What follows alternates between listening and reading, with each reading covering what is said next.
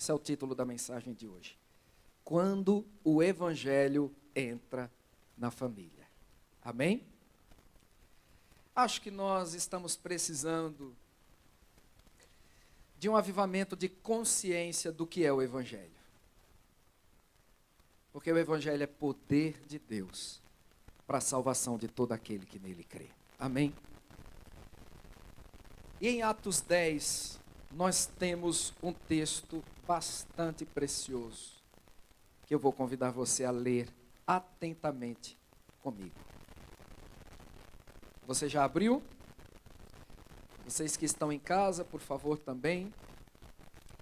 Havia em Cesareia um homem chamado Cornélio, centurião do regime conhecido como italiano. Ele e toda a sua família eram religiosos e tementes a Deus. Dava muitas esmolas ao povo e orava continuamente a Deus. Certo dia, por volta das 3 da tarde, ele teve uma visão. Viu claramente um anjo de Deus que se aproximava dele e dizia: Cornélio. Atemorizado, Cornélio olhou para ele e perguntou: que é, Senhor? O anjo respondeu: suas orações e esmolas subiram como oferta memorial diante de Deus. Agora, mande alguns homens a Jope para trazerem um certo Simão, também conhecido como Pedro, que está hospedado na casa de Simão, o curtidor de couro, que fica perto do mar. Depois que o anjo lhe falou, se foi. Cornélio chamou 2 dos seus servos e um soldado religioso dentre os seus auxiliares, e contando-lhe tudo o que tinha acontecido, enviou-os a Jope. No dia seguinte, por volta do meio-dia, enquanto eles viajavam e se aproximavam da cidade, Pedro subiu ao terraço para orar. Tendo fome, queria comer. Enquanto a refeição estava sendo preparada, caiu em êxtase. Viu o céu aberto e algo semelhante a um grande lençol que descia à terra, preso pelas 4 pontas, contendo toda espécie de quadrúpedes, bem como de répteis da terra e aves do céu. Então uma voz lhe disse: levante-se, Pedro, mate e coma. Mas Pedro respondeu: de modo nenhum, Senhor, jamais comi algo impuro ou imundo. A voz lhe falou segunda vez: não chame impuro ao que Deus purificou. Isso aconteceu 3 vezes e em seguida o lençol foi recolhido ao céu. Enquanto Pedro estava refletindo no significado da visão, os homens enviados por Cornélio descobriram onde era a casa de Simão e chegaram à porta.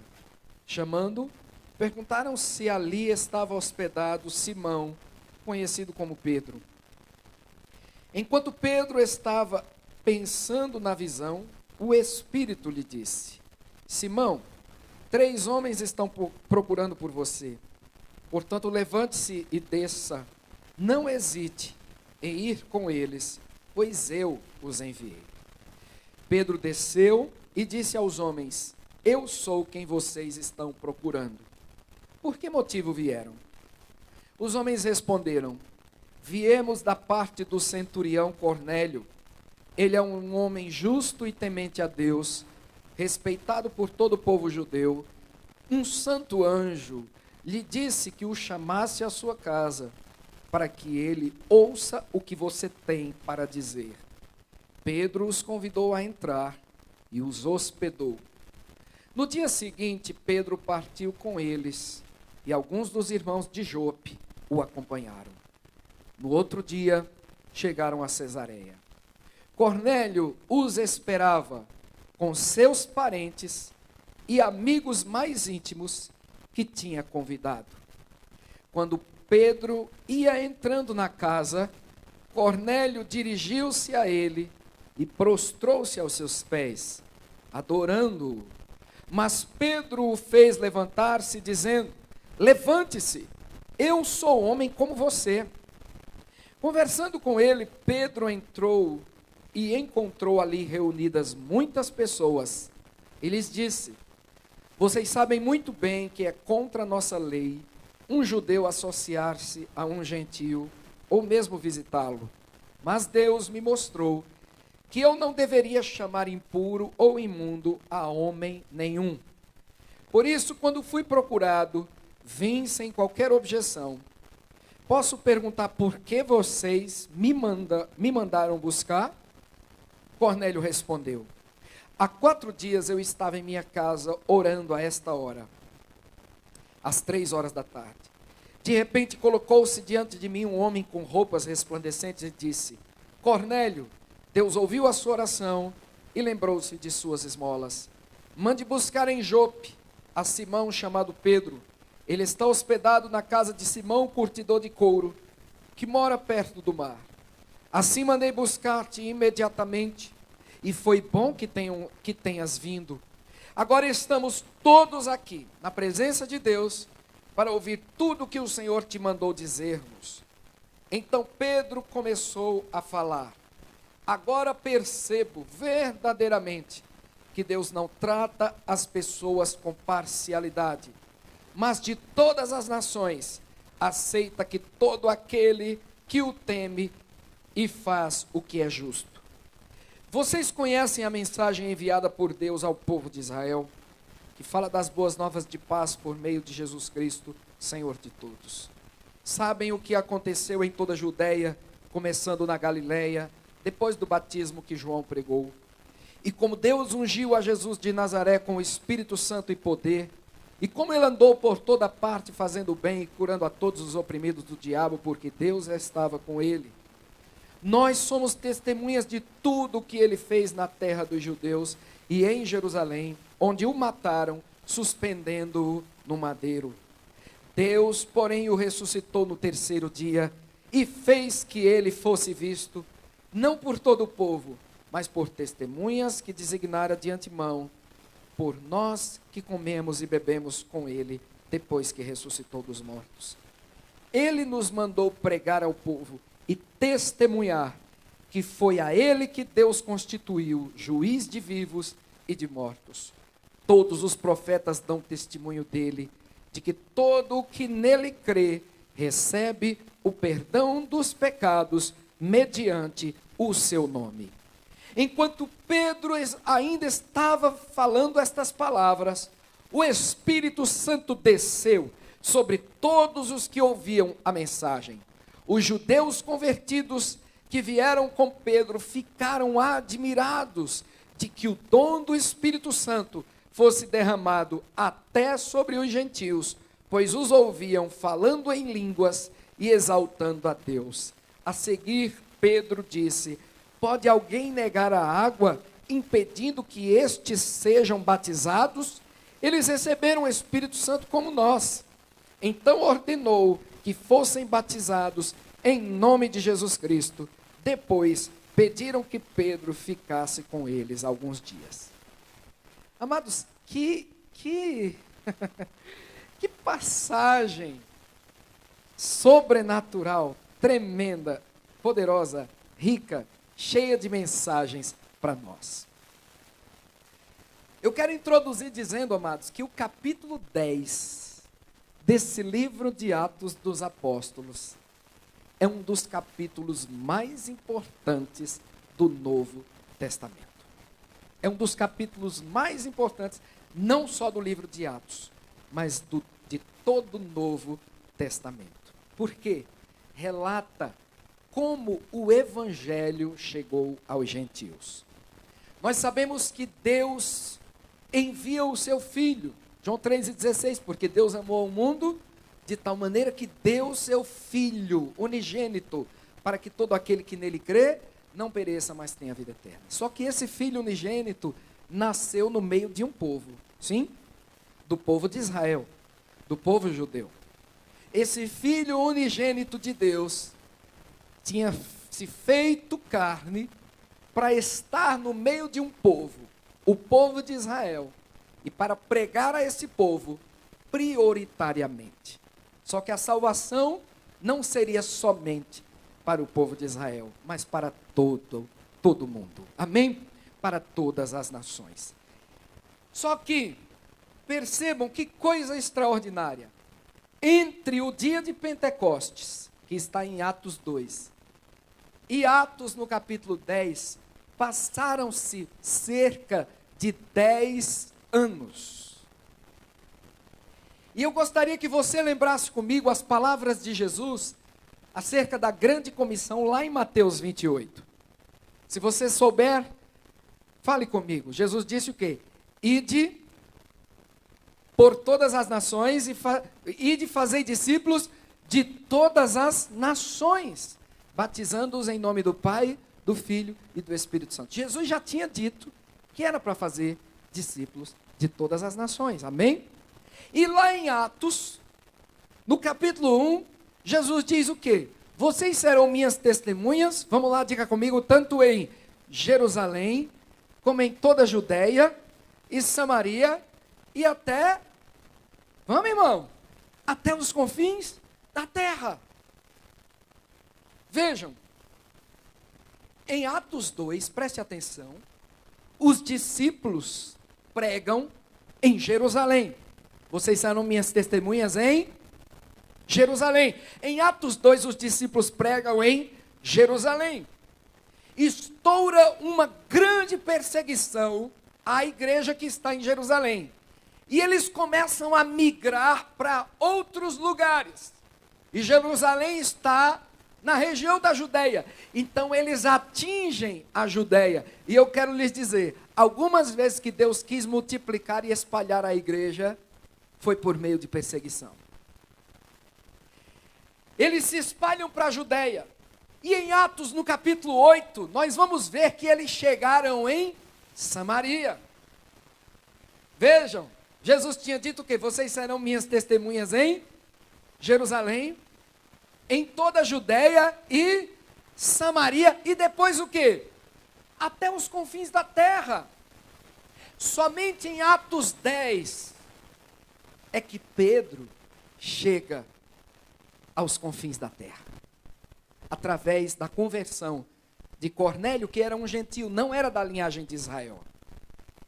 Os samaritanos eram meio-irmãos de Israel, mas os gentios não eram da linhagem de Israel. Por isso, essa admiração de Pedro acerca de tudo que aconteceu aqui. Mas vocês lembram de algo poderoso? Em Mateus 16, Jesus diz a Pedro que daria a ele as chaves do reino. Sim ou não? As chaves do reino. Pedro, em Atos 2, usa as chaves do reino e o evangelho chega em Jerusalém para os judeus. Pedro usa mais uma vez as chaves do reino e em Atos no capítulo 8, o evangelho chega aos samaritanos.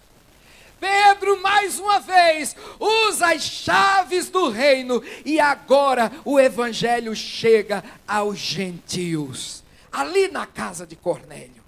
Aleluia! Que coisa poderosa e tremenda. Ainda na introdução daquilo que queremos meditar sobre quando o evangelho chega na família, eu quero trazer alguns aspectos sobre a vida de Cornélio. Primeiro, Cornélio era um centurião romano, como nós lemos aqui no verso 1 do capítulo 10. Um centurião era um oficial romano que cuidava de 100 outros soldados. Uma legião de soldados romanos tinha 6.000 soldados. Mas dessa legião de 6.000 soldados, havia outro grupo, que eu agora não lembro o nome, que dividia-se em 600. Então eram 10 grupos de 600. E dos 600 havia a centúria, que eram 100 soldados. Desses 600. Então Cornélio era líder, era alguém importante sobre esses 100 soldados. Em segundo lugar, a outra característica de Cornélio. Cornélio era um homem generoso, tá certo? A palavra de Deus diz que Deus viu as esmolas de Cornélio. Amém? Ele era um homem generoso. Em terceiro lugar, sobre Cornélio, eu quero dizer, como a Bíblia diz, que ele era temente a Deus. E quando o texto quer dizer que ele é temente a Deus, o texto está dizendo que ele conhecia o Deus de Israel. Ele havia abandonado o paganismo romano, com os seus muitos deuses, com todos os rituais pagãos. Ele havia abandonado. Ele morava em Cesareia, próximo da Judéia. E ele havia se convertido ao judaísmo. Ele havia conhecido o Deus de Israel. E ele tornou-se temente a Deus.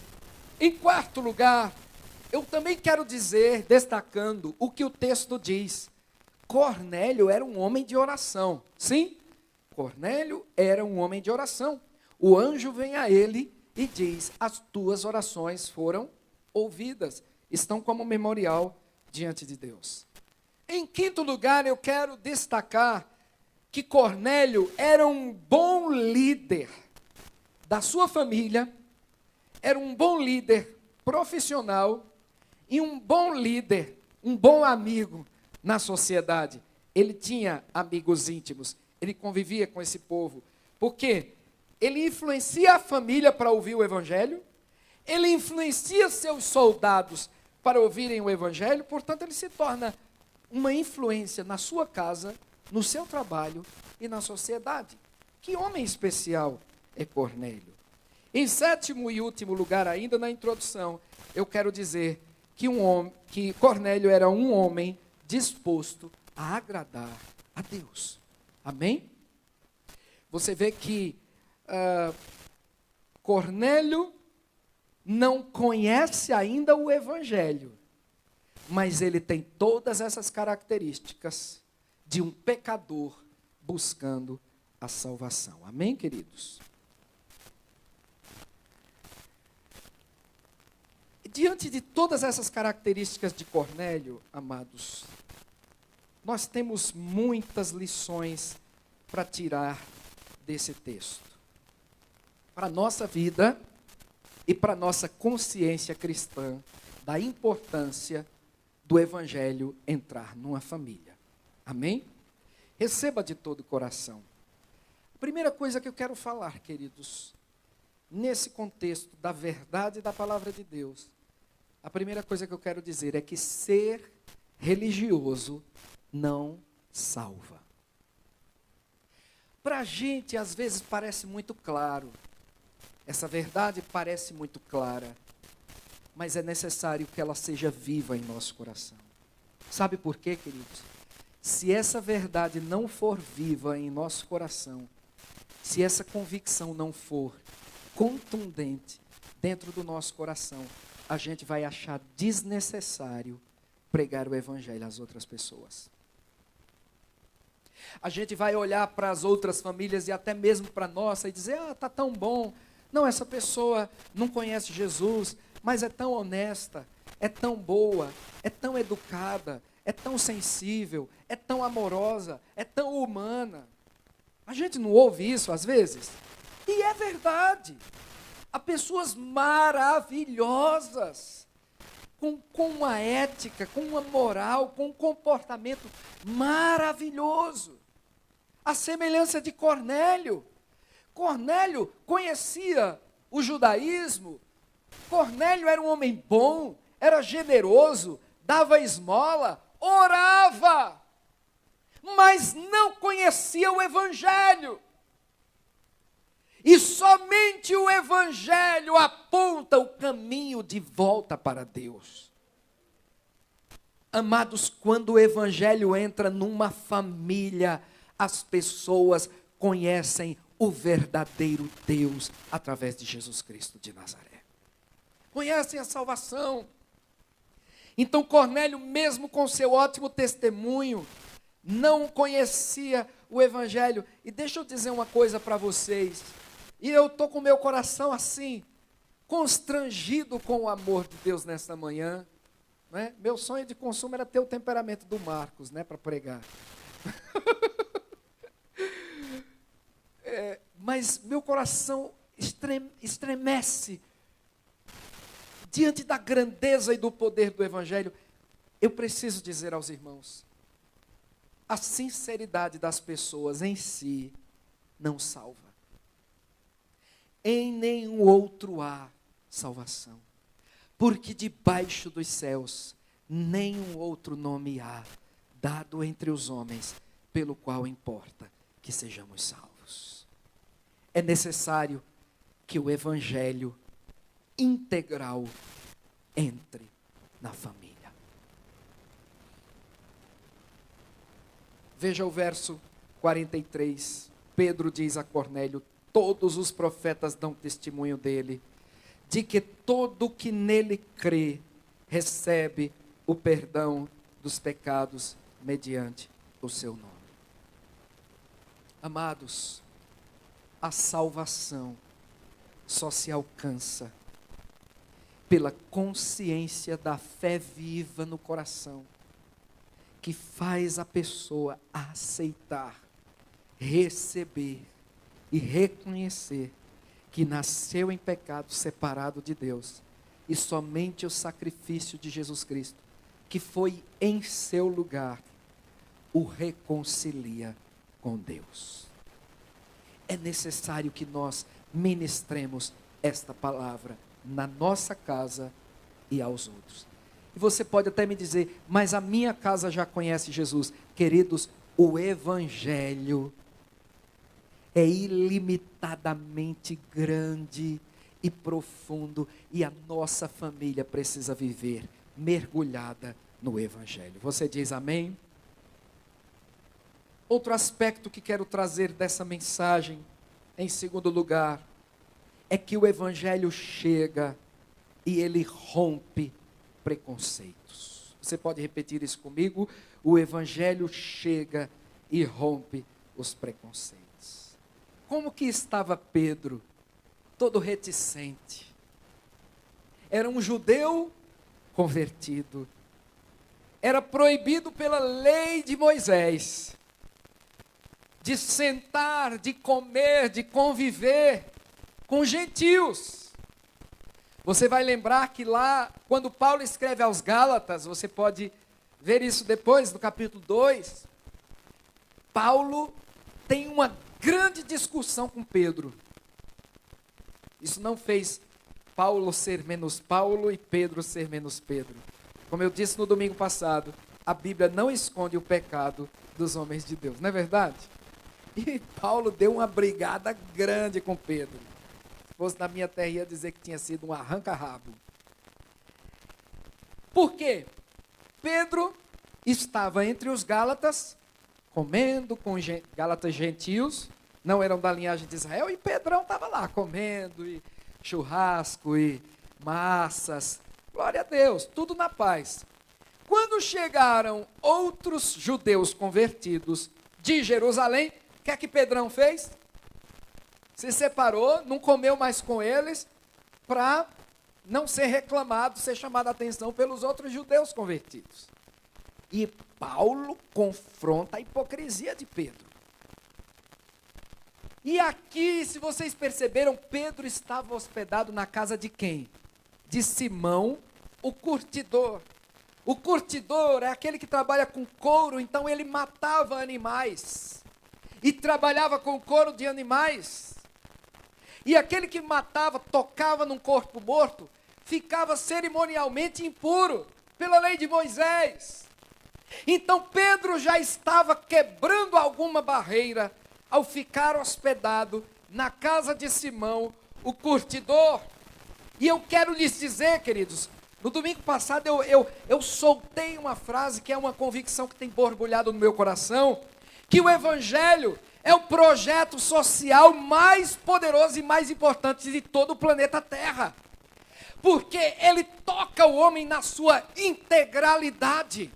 Ele salva o espírito, ele cura a alma, ele supre e cura o corpo. E faz esse povo viver indistintamente unido, independente de raça, de classe social ou de antecedentes religiosos.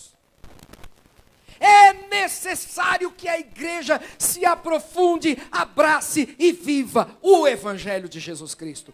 Esse é o nosso maior desafio. O Evangelho não faz distinção. Eram judeus e gentios que Jesus queria alcançar. Eram doutores e eram analfabetos que Jesus queria alcançar. Eram religiosos e eram ateus que Jesus queria alcançar. Aqui, você vê um Cornélio generoso, temente a Deus, um homem bom, sim ou não? Mas Jesus também alcançou a prostituta. Jesus também alcançou o ladrão corrupto, Zaqueu. Ele não fez distinção. Ele ofereceu sua palavra aos religiosos mais xiitas e terríveis do judaísmo. Ele ofereceu um confronto poderoso. Mas a Nicodemos, que era do Sinédrio, um homem extremamente importante para o judaísmo, ele oferece uma conversa e diz que Nicodemos precisava nascer de novo. A mulher samaritana, proibido de falar com mulher em público e muito menos com a samaritana, Jesus oferece o seu tempo, o seu amor, o seu carinho, a sua atenção e resgata aquela mulher. E aquela mulher prega para toda aquela cidade. Quando Jesus já está morto, um homem muito rico e muito influente da região vem pedir o seu corpo e empresta o seu túmulo para Jesus. Acho que se ele soubesse que Jesus só ia usar o túmulo por 3 dias, talvez ele nem tivesse emprestado, né? José de Arimateia. O Evangelho vem para todos. Jesus morreu por todos. João 1,12 diz: a todos quantos o receberam, deu-lhes o poder de serem feitos filhos de Deus, a saber, os que creem no seu nome. Sabe o que é que o Evangelho nos faz diante de Deus? Nos faz filhos. Você me ouviu? Ele não faz religiosos. Ele não faz uma casta diferente. Ele nos torna filhos. Filhos. Aleluia. A igreja torna-se um único povo, um único rebanho, uma única família, não importaria a cor da pele, a tradição ou o sobrenome. Deus usa Pedro para inaugurar uma nova etapa na igreja. A igreja chegando aos gentios. A igreja chegando aos confins da terra. A igreja chegando a nós. Aleluia! Eu já fui em Cesareia 2 vezes. Ali no anfiteatro que foi criado por Herodes. Naquela cidade que recebeu o nome de Cesareia em homenagem ao César romano. Ali o Espírito Santo desceu sobre aqueles a quem os judeus rejeitavam.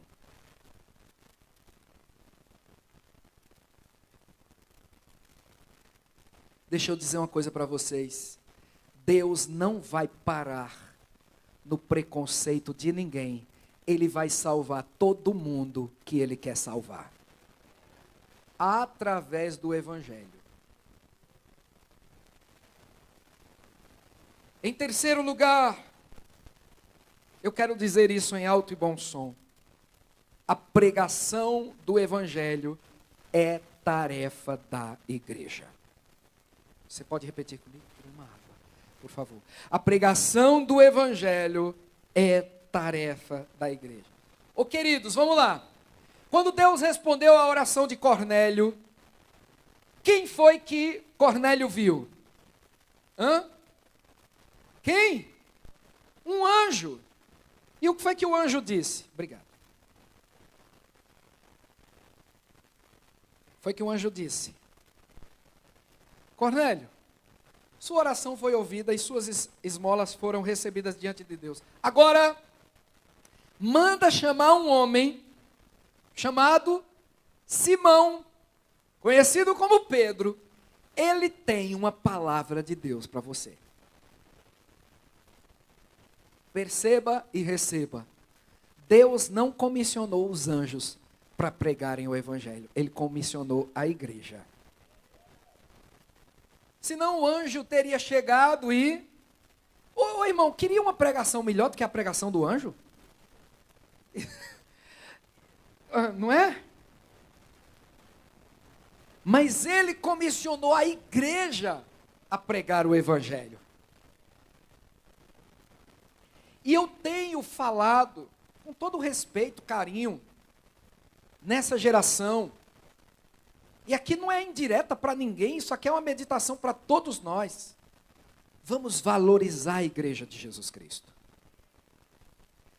Essa semana, uma pastora e deputada foi tida numa investigação como a mandante do assassinato do seu marido, um pastor. Eu, sinceramente, eu demoro muito a acreditar, não estou dizendo que ela é inocente de jeito nenhum, eu estou falando de outra forma. Eu não sei como acreditar que uma pessoa que conheceu Deus, conheceu a palavra, possa chegar neste nível de maldade. É necessário que a gente classifique pecados. Em 1 João, João fala de pecados que são para a morte. E ele diz, por essas pessoas eu digo, não orem. Isso é muito sério. Você mentir é pecado e se prostituir é pecado. Só que a prostituição, Paulo diz em 1 Coríntios 6, essa é no corpo. São pecados diferentes. Há pecados, sim, que geram morte. Morte espiritual. Há pecados com consequências gravíssimas na terra e na eternidade. Isso só serviu, eu vi tanta chacota essa semana com os crentes e com os pastores por causa de uma pessoa que fez isso. E nós caímos na tentação de achar todos os defeitos da igreja e não entender que a igreja é um povo que carece da graça de Deus. Não é um povo perfeito, apesar de pregar o que a palavra de Deus prega. Amados, se o pastor mais santo do mundo cair em pecado, a palavra de Deus que ele pregou continua sendo verdadeira. Você diz amém? Nós temos inúmeras falhas. Nós somos egoístas. Nós somos críticos. Nós julgamos não só práticas, mas julgamos pessoas. E as pessoas que se levantam para dizer que a igreja julga, essas pessoas já estão julgando a igreja. Ou não? Então todo mundo está dentro desta panela. E eu me lembro muito desta panela chamada humanidade com uma natureza de pecado. Eu me lembro muito, e hoje de manhã, enquanto eu estava orando, essa lembrança me subiu ao coração, de uma senhora que trabalhava na minha sala, na última empresa que trabalhei. Era uma senhora educadíssima, finíssima, agradabilíssima. E uma vez ela me começou a falar mal de uma vizinha dela, que era crente. Sabe, minha vizinha veio com esse negócio de que se converteu e manda carta evangelizando a gente, e ela é uma falsa, e ela é fofoqueira, e ela disse-me disse, leva a conversa para lá e leva a conversa. E eu ouvindo, né? E eu disse, ô Jesus, o que é que eu vou dizer agora, né? Porque aí a gente cai quase naquela vala comum de, é verdade, que absurdo, não tem testemunho, e de ajudar a criticar a irmã e ajudar a criticar a igreja. Quando ela terminou, o Espírito encheu meu coração de uma palavra, que no natural eu não faço isso, mas eu disse, dona fulana, ela pode ser tudo isso, mas se ela entregou a vida a Jesus, ela vai ser salva, ela vai entrar no céu, e Deus está trabalhando no caráter dela. Agora, se a senhora, com toda a sua educação e a sua ética, não entregar a sua vida a Jesus e confiar somente na religião, a senhora não alcança a salvação. Ela ficou sem cor, olhando para mim, não falou nada. Uns 2 ou 3 meses depois foi demitida da empresa, e quase 6 meses depois eu descobri que ela havia se convertido a Jesus Cristo. Né? Uma pessoa do trabalho disse, Wagner, eu encontrei a fulana lá na minha igreja. Eu digo, sério, a Bíblia que ela estava era maior que ela. Mandou dizer para você que agora é crente em Jesus Cristo. Porque, queridos, a religião não salva, a generosidade não salva, boas obras não salva, porque senão nós poderíamos chegar diante de Deus e dizer, oi Deus, me bota aí dentro do céu, porque ó aqui, olha o que é que eu fiz, olha como eu fui, preciso de Jesus não, ó, sou muito bom. E não é isso que está nas entrelinhas da teologia de várias religiões? Rejeitam o Salvador, quando o Evangelho coloca o Salvador como o único caminho, verdade e vida. Dá para entender, irmãos? Então, quero dizer outra coisa aqui em alto e bom som. Eu não estou dizendo que a gente vai se acomodar com os erros da igreja, não, tá bom? Só que os erros da igreja numa cidade, presta atenção nisso, capte isso, são os pecados da igreja de uma região, são os pecados daquela determinada sociedade. Quando Paulo ensina aos coríntios sobre pureza sexual, e talvez seja as cartas que Paulo mais fala sobre pureza sexual, por que ele o faz aos coríntios? Porque a cidade de Corinto era uma cidade portuária importantíssima. Ali estava o templo da deusa Diana dos Efésios, e o culto à deusa Diana dos Efésios era o quê? Eram relações sexuais a céu aberto. Entre homens, mulher, mulher com mulher, homem com homem, era uma desgraça horrível. À noite, quando aqueles barcos chegavam para encalhar naquele porto, as prostitutas cultuais já desciam do templo para se entregarem à prostituição daqueles marinheiros. Era assim que o povo de Corinto vivia. Então, você olha para a carta aos Coríntios e você vê Paulo trabalhando a santidade nesta área, naquela igreja. E no Brasil, o que nós temos? Nós temos a corrupção avassaladora, sim ou não? A mentira, o jeitinho, não é assim? Então, o que é que vai ter dentro da igreja? Hein? Quem é que vem para a igreja? Esse povo. Eu, você. Nós não somos melhores do que ninguém. Nós apenas somos pecadores arrependidos e que conheceram a graça de Deus. Eis aqui, abra os seus ouvidos e me escute, eis aqui a diferença entre você se posicionar quanto à lei de Deus e à verdade de Deus, e isso nós não podemos nos calar.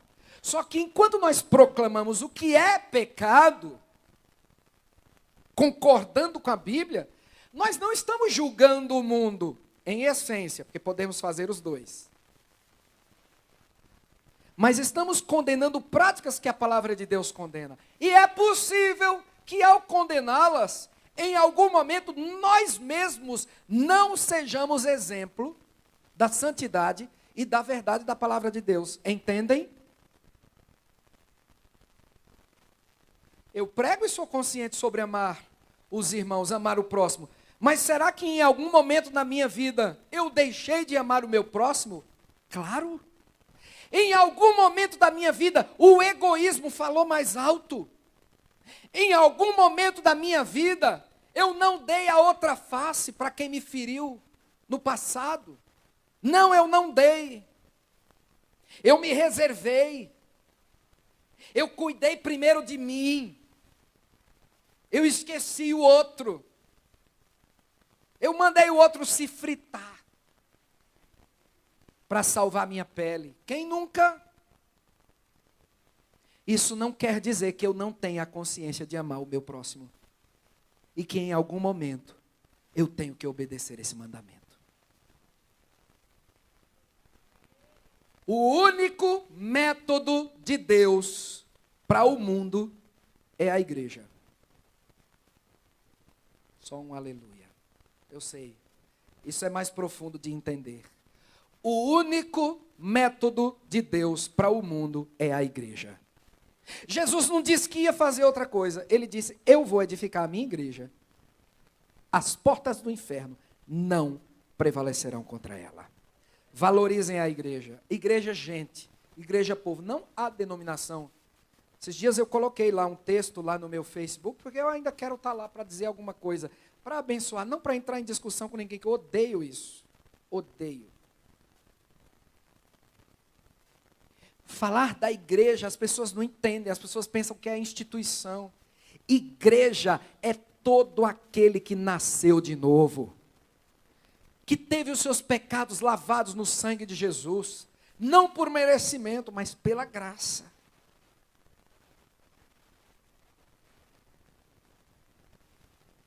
Quem contará a boa notícia do Evangelho ao mundo?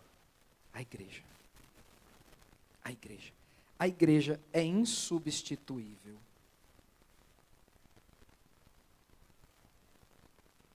A igreja fez diferença em toda a história dos últimos 2000 anos, mesmo sendo imperfeita.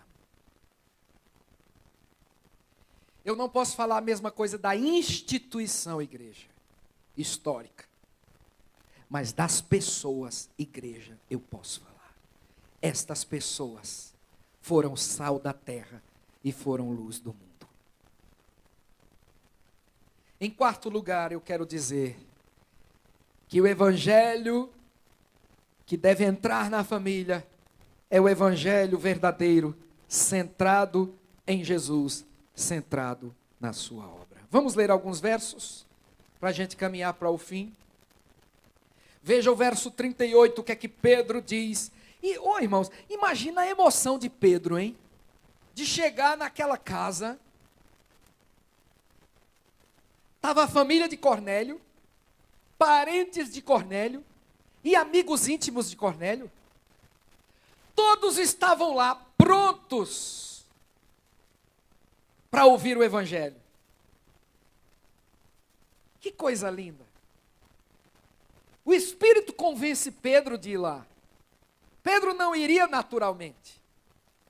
Eu sei que Deus vai nos convencer de ir até pessoas que nós nunca iríamos. Amém? Pedro tem aquela visão. Ele vê um lençol que desce do céu, com quadrúpedes, com répteis, e a visão diz o quê? Mata e come. Essa é a teologia do churrasco. Aqui está o veganismo como religião. Não se sustenta. Pode ser fazer como uma dieta necessária para a sua saúde especificamente. Mas como endeusamento dos animais, é furada. Deus diz na visão, mata e come. E isso significava dizer, claro, irmão, vou fazer a aplicação correta, eu só estava brincando. Brincando sobre a aplicação, mas sobre o que eu falei, cuidado com essas idolatrias horríveis que têm surgido fortemente na nossa geração. É porque hoje, às vezes, até se trata a comida como algo para a espiritualidade. Cuidado, cuidado.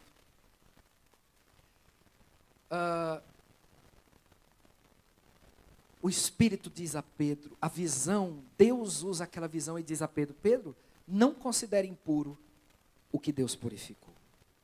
Você vai pregar aqueles contra quem você tinha esta barreira, você vai pregar.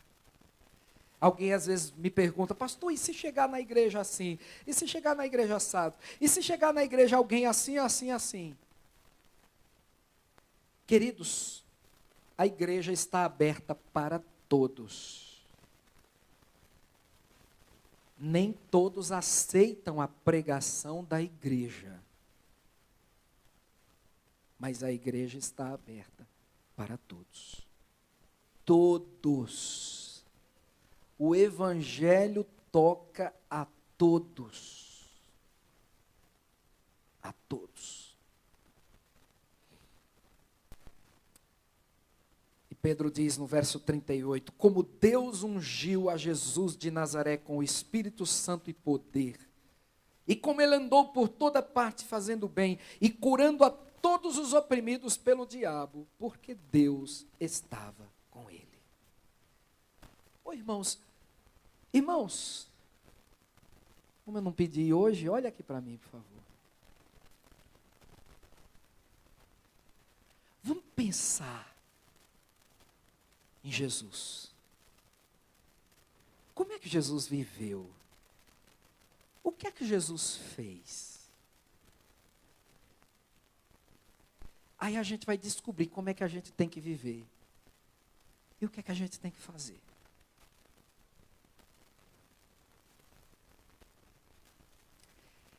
E Pedro está dizendo aqui, ele andou por toda parte fazendo o bem.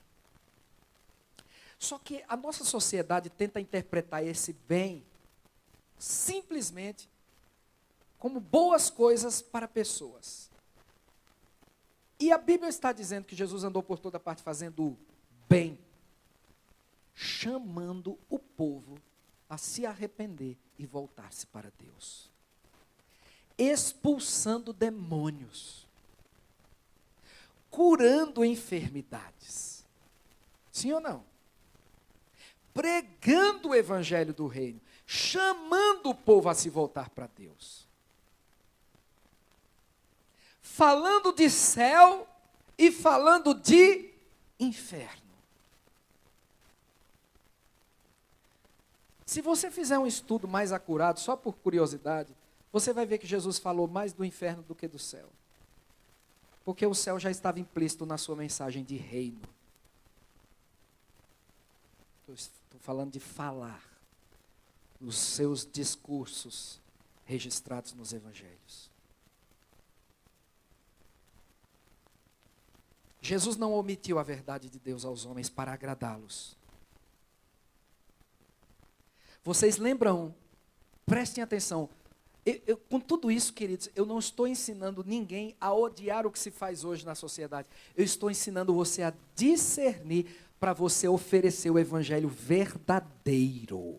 Dá para me entender? Parece às vezes que eu estou num discurso de ódio. Não é. Eu estou num discurso de dizer, abra os seus olhos para o que é verdadeiro. Para que o mundo não tolha a igreja, para a igreja ser a semelhança deles e então aceitar a igreja. Nós precisamos ser a semelhança de Cristo. E quando eu leio os evangelhos, por exemplo, Jesus termina de cara o capítulo 7 de Mateus, depois do Sermão do Monte, dizendo o quê? Muitos me chamarão, Senhor, Senhor, e não entrarão no reino. Por quê? Porque não cumpriram a minha vontade.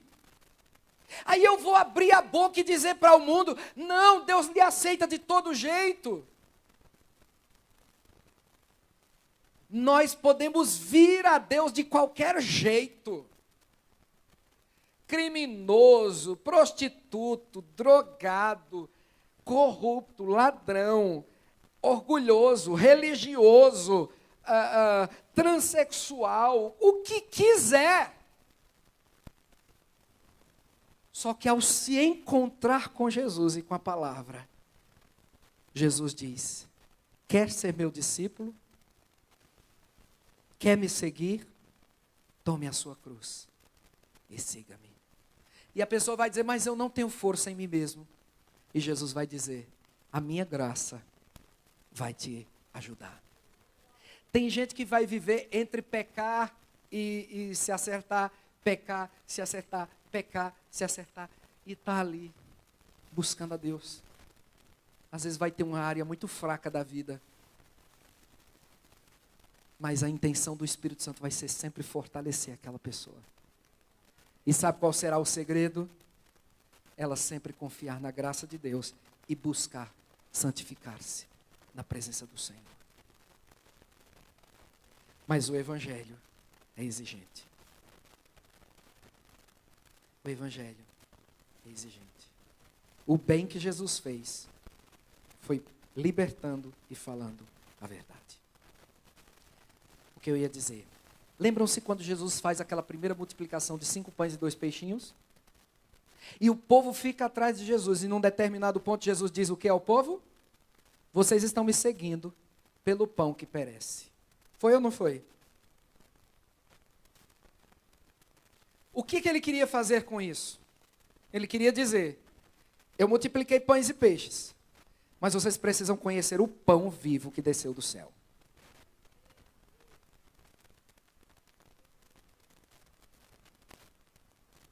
As obras são uma expressão de fé. Porque muitas vezes as obras também são feitas por quem não tem fé. Por quem não tem fé. Tem uma boa visão da vida. Uma boa visão generosa. Porém, as obras são uma expressão da verdadeira fé. Cristo fez coisas lindas. Mas no verso 39, Pedro anuncia: nós somos testemunhas de tudo que ele fez na terra dos judeus e em Jerusalém, onde o mataram, suspendendo-o numa cruz. Pedro anuncia, primeiro, que Jesus fez. Segundo, que Jesus morreu. E por que é importante nós entendermos a morte de Jesus? Por causa de uma coisa principal, entre tantas, uma coisa principal. A morte de Jesus foi vicária, ou seja, foi em nosso lugar. Porque ele morreu em nosso lugar e tomou a nossa condenação, Deus imputou, colocou sobre nós a justiça que somente pertencia a Cristo. Deus tomou Cristo como condenado, e todo aquele que aceita isso, pela fé e pela graça, Deus toma da justiça de Cristo e coloca sobre a vida da pessoa. Quando eu chegar no céu, apesar das minhas falhas, figuradamente, depois da minha lista de antecedentes criminais, estará escrito lá embaixo: perdoado, comprado com o sangue de Jesus, justificado pelo único justo que morreu em seu lugar. Aleluia! Mas Pedro também anuncia que Jesus não ficou na morte, mas ressuscitou. Versos 40 e 41, Deus, porém, o ressuscitou no terceiro dia e fez que ele fosse visto, não por todo o povo, mas por testemunhas que designara de antemão por nós que comemos e bebemos com ele, depois que ressuscitou dos mortos. Cristo fez obras tremendas, Cristo morreu, Cristo ressuscitou, mas agora Pedro anuncia a Cornélio que Cristo é o Senhor. E você sabe o que é que significava dizer isso na língua grega? Na língua em que o Novo Testamento foi escrito? Para aquele povo que estava debaixo da autoridade de César, era dizer que Jesus era Deus e estava acima de César. Ele era verdadeiro Senhor. Verso 42. Ele nos mandou pregar ao povo e testemunhar que foi Ele que Deus constituiu juiz de vivos e de mortos, o Senhor.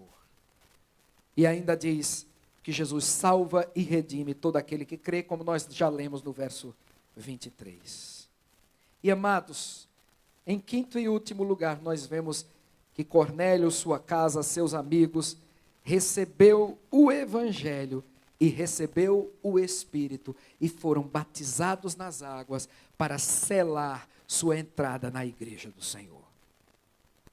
Pedro se assusta porque enquanto está pregando, o Espírito Santo cai sobre aquelas pessoas e elas começam a falar em outras línguas, do jeito que aconteceu lá no dia de Pentecostes. Aquela era a evidência que eles haviam nascido de novo e agora estavam sendo cheios do Espírito Santo. Eu vou profetizar que Deus vai encher do Espírito Santo quem às vezes a gente menos espera. Pode ser um filho seu, um pai, uma mãe. Amém? Deus é especialista em pegar o caos e fazer algo maravilhoso. Não desista. O Evangelho precisa entrar numa família. O Evangelho precisa entrar na família. E da sua família, o Evangelho vai ser levado a outras famílias, em nome de Jesus. Aleluia. É necessário a gente lembrar que nós estamos aqui falando de uma sociedade patriarcal, em que toda família tinha que seguir a crença e a fé do chefe da família. Mas mesmo assim, a crença, estou finalizando, presta atenção, a crença do chefe da família pode influenciar, mas não converte. E essas pessoas todas aqui deram um belíssimo sinal e fruto de verdadeira conversão. O Espírito Santo desceu sobre elas. Portanto, a influência que Cornélio exerceu não foi somente uma influência religiosa. Ele levou todos para ouvirem a palavra de Deus. E quando ouviram a palavra de Deus, o Espírito Santo se apoderou daquele povo. Conversão verdadeira só acontece mediante a pregação da verdadeira palavra de Deus. É por isso que nós vemos tanta fraqueza nas conversões de hoje. Nós vemos muitas adesões e algumas conversões. Eu vou tirar o muitas. Nós vemos adesões à religião, ao invés de conversão. Mas quem controla isso nem sou eu, nem é você. Deus tem o controle de toda a história da humanidade. E eu vou lhes dizer, um grande avivamento está por vir, porque haverá uma tremenda colheita de almas para Deus. Vamos ficar de pé.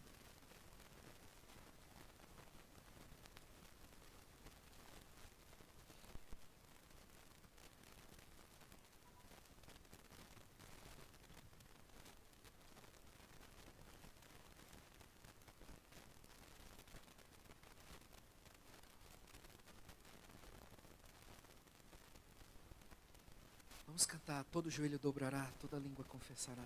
Aleluia. Amados,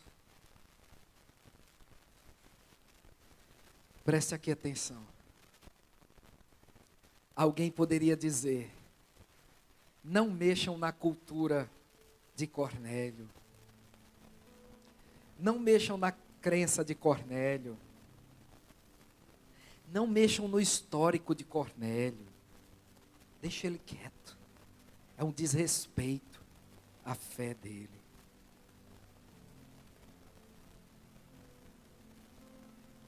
Nós precisamos entender que Deus nos ordenou pregar o Evangelho a toda criatura. Nessa sociedade relativista, onde se diz que cada um tem sua verdade, preste muita atenção, porque você e eu, verdadeiros cristãos, com experiência com Deus, precisamos entender que a palavra de Deus é a verdade, que o Evangelho de Cristo é a verdade, que salva, que liberta, e nós precisamos viver isso, amém? Em nome de Jesus. Entendeu qual que é, né?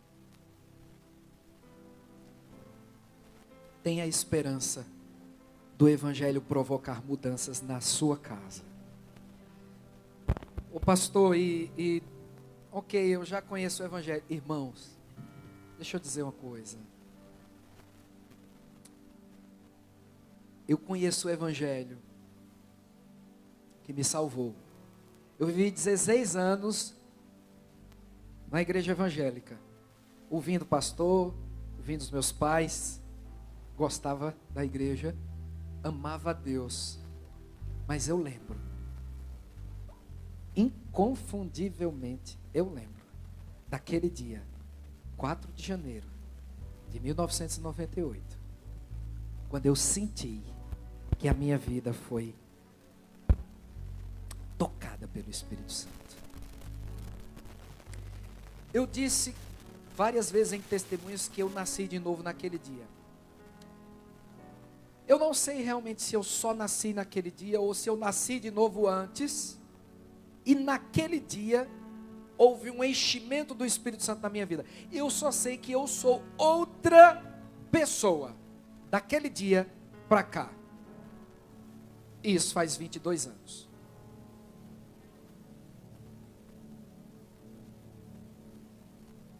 Porque quando Jesus entra na vida de alguém,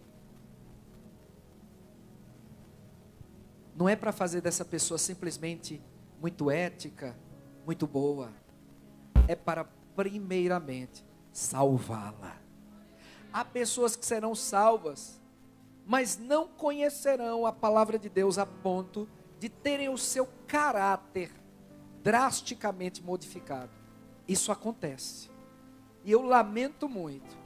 Porque eu mesmo queria para mim que uma mudança radical acontecesse, completa e imediata. Mas a própria palavra de Deus já nos diz que nós vamos crescendo de um degrau de glória a outro degrau de glória, conhecendo a Deus e sendo feitos à imagem do seu Filho. Portanto, quando o Evangelho entra numa casa, ele vai gerar salvação, ele vai gerar transformação, ele vai gerar esperança para a glória. Isso é o que mais importa. A esperança da glória, que é Cristo em nós. Cristo em nós, a esperança da glória. Aleluia, ore pela sua casa, ore pela sua família. Ore com toda a intensidade, para que a sua família viva o Evangelho, seja tocada pelo Evangelho, seja alcançada pelo Evangelho, para que muitas famílias na cidade de São Paulo sejam alcançadas pelo Evangelho. Se Deus colocar uma família específica no seu coração, ore por essa família nesta manhã, em nome de Jesus, em nome de Jesus. Ou eu sinto uma tremenda unção de Deus neste lugar, para desatar cadeias, desatar amarras em nossas casas. O Evangelho vai reinar. Oh, o Evangelho chegou na casa de Cornélio, tocou os amigos de Cornélio, tocou os funcionários de Cornélio. Oh, o Evangelho entrou ali na história dos gentios. Oh, as chaves do reino ainda estão nas mãos da igreja. A igreja é o método de Deus para salvar a humanidade. A igreja é o método de Deus para impactar as nações da terra, para impactar pessoas, impactar sociedades, impactar vidas, impactar famílias. Oh Deus, aleluia, abre os nossos olhos para vermos o poder do Evangelho em nossas vidas pessoais, em nossas famílias, em nossas cidades, no nosso ambiente de trabalho, na nossa vizinhança. Deus, aviva-nos, envia um poderoso avivamento que arda em nossos corações, que acenda os nossos corações, aleluia, que abra os nossos olhos e ouvidos espirituais para saber que grandes coisas o Senhor está por fazer. Aleluia, aleluia, aleluia. Envia um avivamento sobre nós, Senhor. É o nosso clamor, envia, toca as nossas casas, toca os nossos filhos, converte o coração dos nossos filhos. Oh meu Deus, converte os pais, converte as mães, converte a Ti. Oh Espírito, derrama-te sobre nós. Oh Deus, Deus, Deus, envia salvação para a cidade de São Paulo, envia salvação para os perdidos, envia, Senhor, nós clamamos. Uma onda de salvação comece, uma onda de salvação cresça sobre as nossas casas, sobre essa cidade. Oh Deus, que o Evangelho seja pregado a toda criatura, a toda criatura, a toda criatura. Meu Deus, nós clamamos, muda nossa nação. Nós clamamos, Senhor, toca a nossa nação com o poder do Evangelho.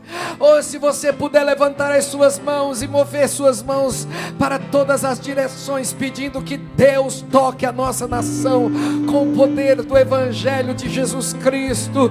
Aleluia, levantando a igreja nesta nação.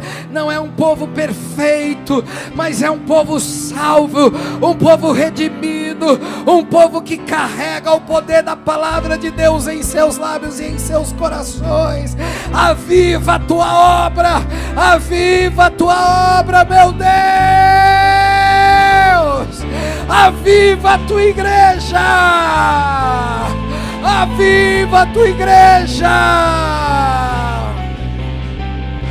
Faz-nos missionários, Senhor, em toda esta nação e fora desta nação. Envia um mover de missões sobre nós.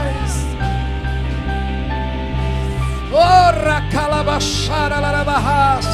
Os jovens e adolescentes, venham aqui na frente. Mantenham distância um do outro e venham aqui na frente. Ora catarararabahaba catataya laramamamamasaya. Ora cotorololobohos.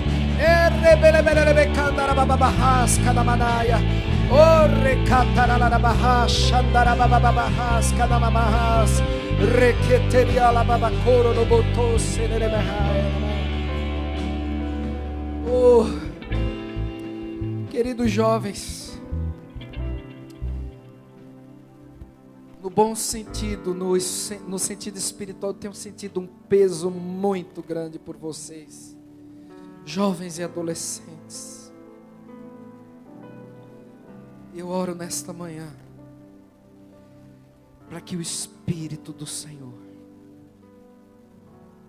caia sobre vocês de uma forma sobrenatural,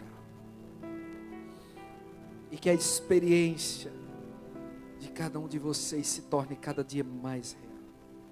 Que vocês não negociem a verdade da palavra de Deus para serem aceitos por ninguém.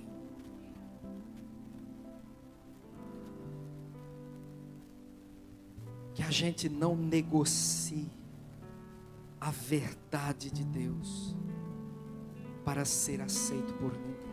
A gente não precisa atacar pessoas com a verdade, mas a gente precisa estar firmado na verdade. Pedro diz para a gente estar preparado para responder acerca da razão da nossa fé. Jovens, adolescentes, vocês precisam de uma medida muito especial de Deus. Os dias não são fáceis, mas Deus quer usar vocês.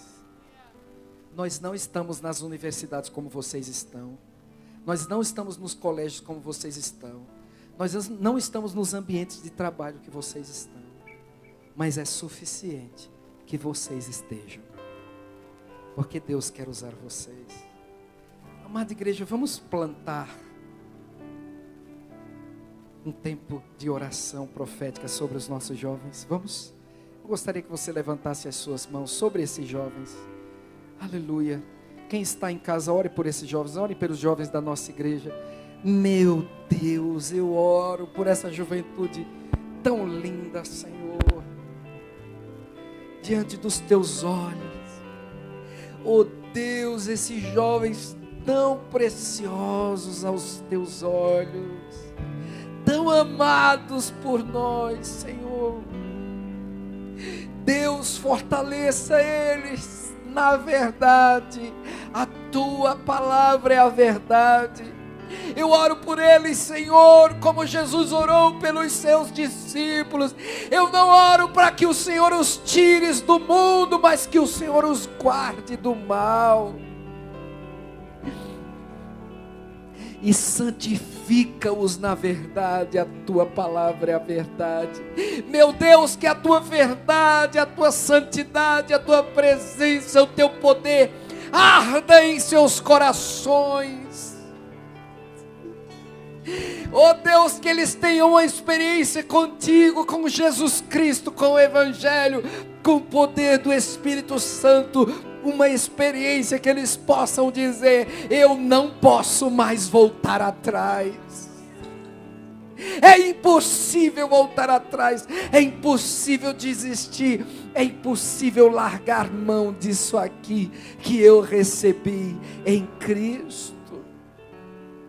Que eles amem a Ti, Senhor, acima de todas as coisas, acima da aceitação dos homens, acima das ideias, das filosofias dos homens, do racionalismo, do humanismo, do secularismo, do relativismo. Que eles Te amem, Senhor, acima de todas estas coisas. Que o coração de cada um deles seja completamente convertido e capturado pelo Senhor. E assim, Senhor, eu oro. Levanta-os nessa sociedade, Senhor. Levanta-os nas nações que o Senhor quer enviá-los, Senhor. Levanta-os com poder e glória para o Teu nome. Levanta-os, meu Deus, para fazerem diferença nesta geração.